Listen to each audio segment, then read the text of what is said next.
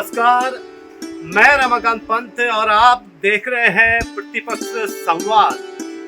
आज हम मौजूद हैं जनपद चंपावत से सटे एक पौराणिक तीर्थ स्थल पंचेश्वर महादेव जी के मंदिर में। पंचेश्वर महादेव जी का यह मंदिर भगवान शंकर के पौराणिक मंदिरों में एक है और इस मंदिर के बारे में मान्यता है कि जो भी मनुष्य यहाँ पर पहुँच करके अपने आराधना के श्रद्धा पुष्प भगवान शंकर के चरणों में निर्मल भाव से अर्पित करता है, उसके समस्त दैहिक दैविक भौतिक तापों का नाश होता है। आप देख सकते हैं यह स्थान बड़ा ही सौंदर्य को अपने आप में समेटे हुए है। आध्यात्म सौंदर्य की विराट विरासत के रूप में पंचेश्वर महादेव जी का यहाँ पर पूजन होता है।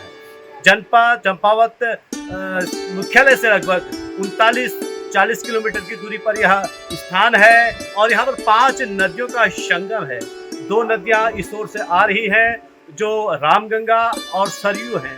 रामगंगा और सरयू का मिलन रामेश्वर के तट पर होता है जो घाट पनार के पास है और वहाँ पर एक गुप्त गंगा भी मिलती है, ऐसी किंवदंती है। बहरहाल ये 2 गंगाएं सरयू और रामगंगा इस ओर से आ रही है और 3 गंगाएं इस ओर से हैं जिनमें धौली गंगा, काली गंगा और गौरी गंगा है। इसलिए 5 नदियों के संगम पर पंचेश्वर महादेव और पंचेश्वरी महादेवी शिव वो शिवा दोनों का ही यहाँ पर पूजन होता है। अर्धनारीश्वर के रूप में यहाँ पर भगवान शंकर की पूजा होती है और इनके बारे में तो कहा गया है शिव एवं परम ब्रह्मा शिवात्रा सत्यप्रव कौचितः ब्रह्म रूपिणम सृजति पाल्यते विष्णु रूपिणाम रुद्र रूपिणाम नैति भस्मसातो स चराचरम। अर्थात शिव ही परम ब्रह्मा हैं, वही ब्रह्मा के रूप में सृष्टि को उत्पन्न करते हैं, विष्णु के रूप में पालन करते हैं और रुद्र के रूप में इस चराचर को भस्म कर डालते हैं।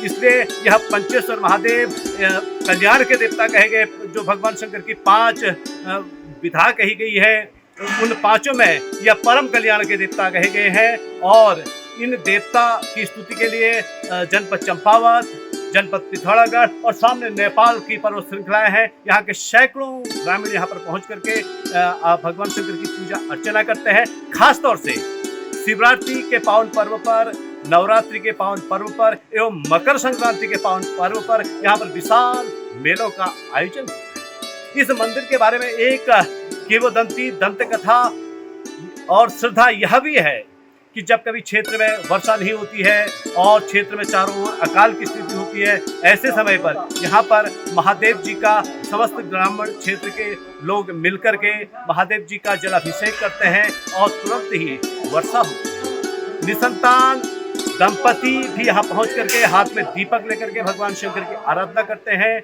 और निश्चित ही अपने मनोवांछित फल को प्राप्त करते हैं। ऐसी भी कथाएं इस मंदिर से जुड़ी हुई हैं और यह भी कहा जाता है कि पांडवों ने यहाँ पर मानेश्वर मंदिर जो जनपद चंपावत के सुरभ्य पहाड़ियों में स्थित है, वहाँ पर पांडवों ने पांडु का श्राद्ध करने के पश्चात यहाँ पर आकर के भगवान शंकर का विशेष पूजन किया।